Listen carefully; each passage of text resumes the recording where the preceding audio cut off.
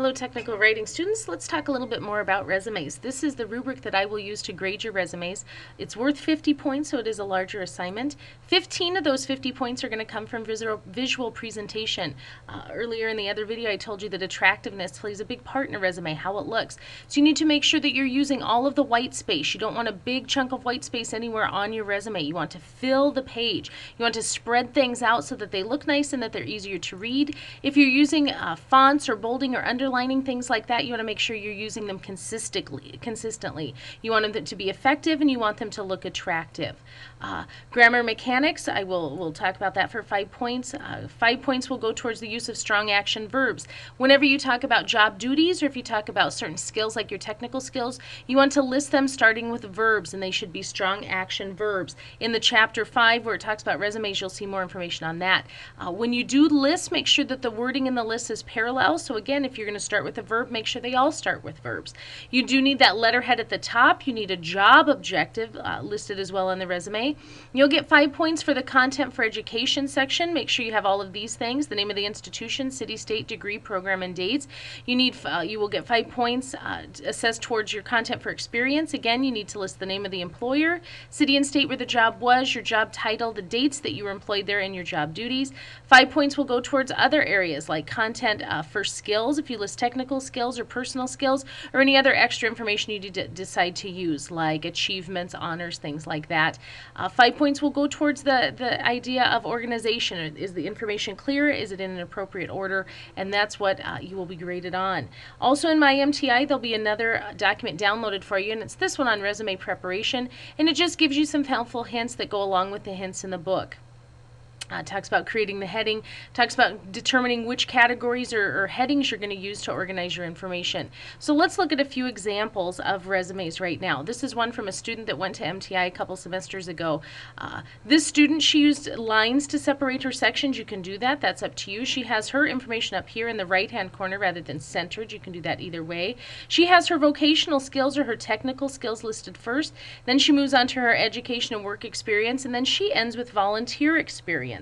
Volunteer experience is an excellent thing to put on a resume. Anytime you volunteered your time, it shows that you take time out to do things that you're not necessarily guaranteed a wage for or anything to benefit you, and it shows that you like to give back to your community or to the people that surround you. This is a pretty basic resume by another student. Again, it starts with his job objective, moves on to his education and work history. He has a whole section on technical skills. This was a student in our power sports program, and he did a nice job of starting all of his with verbs. He can grind, wire, bend, administer, set, diagnose, service, repack. So again, make sure you're looking for those strong action verbs when you're using your technical skills. He had a section on personal skills, and then he also listed accomplishments at the end. If you're a high school student, I want to show you this real quick. Maybe you're having a hard time because you don't have a whole lot of work experience, and the only education you'll be able to list will be that you're going to graduate soon. So you can have a summary section if you'd like to. A summary section focuses more on your personal skills, and here's an example of that.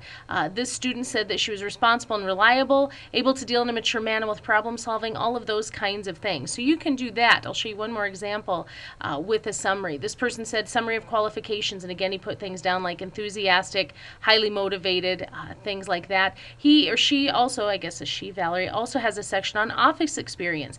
Maybe you don't have a lot of technical skills, but you do have office skills. You can put that down. Business skills, office skills, computer knowledge, all of those things will aid in your employment. I do have downloaded this template. I don't usually say to use templates because then everyone's end up looking the same, but if you're stuck and you need an idea of where to start, this will give you an idea. Shows you to put your personal letterhead on top and start with a job objective, to attain a job as, and then you need to fill that in. You can have that summary section if you'd like with those personal qualifications like we talked about. Education, you can list that next. It's always good to list your GPA because employers are going to want to know. With your work experience, this is everything that you'll need for that. The dates, the company, the city, state, job title, and duties. If you want a section for technical skills, you can list it. Computer skills, you would list the different programs that you're proficient in, Word or Access, PowerPoint, those kinds of things. Any certifications that you've had. If you're CPR certified or first aid, you could put that there. And then you can also have a section for activities and honors. You do not necessarily need to have all of these sections. This just gives you an idea of the things that you can put in your resume. So get busy and let me know if you have questions. Thank you.